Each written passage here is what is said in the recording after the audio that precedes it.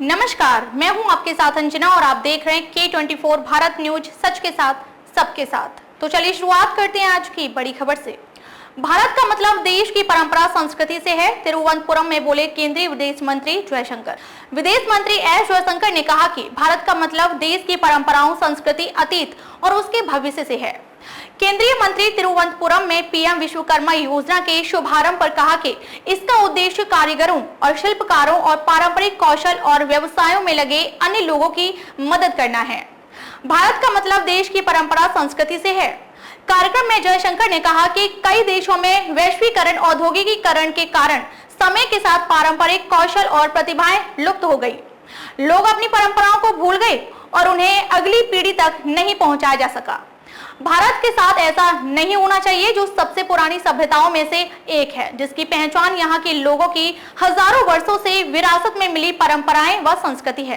कारीगर और शिल्पकार समुदाय की जयशंकर ने की तारीफ। कारीगर और शिल्पकार समुदाय के बारे में जयशंकर ने कहा, ये वे हैं जो अपनी रचनात्मक विचारों और काम के माध्यम से हमारे इतिहास में हमारी संस्कृति की छाप छोड़ते हैं। यह बहुत मूल्यवान है। केंद्रीय मंत्री ने कहा कि इस योजना के तहत कारीगरों और शिल्पकारों को संसाधन दिए जाएंगे, जिसमें वित्तीय क्षण तक पहुंच भी शामिल है। भारत के लोगों में प्रतिभा, क्षमता और रचनात्मक है जयशंकर। उन्होंने कहा कि वे अपने उपकरणों और क्षमताओं में सुधार कर सकेंगे, अपने उत्पादों को बाजार में बेच सकेंगे और देश और दुनिया को यह एहसास कराने के लिए तकनीक प्राप्त कर सकेंगे कि भारत के लोगों में कितनी प्रतिभा, क्षमता और रचनात्मक है। जयशंकर ने कहा कि दिल्ली में G20 बैठक के बीच हजारों वर्षों से भारतीय कारीगरों और शिल्पकारों द्वारा उत्पादित आभूषण, मूर्तियां, बर्तन, कपड़े और लिपियों को देखने के लिए प्रतिनिधियों के परिवारों और पत्नियों के लिए एक प्रदर्शनी की व्यवस्था की गई थी।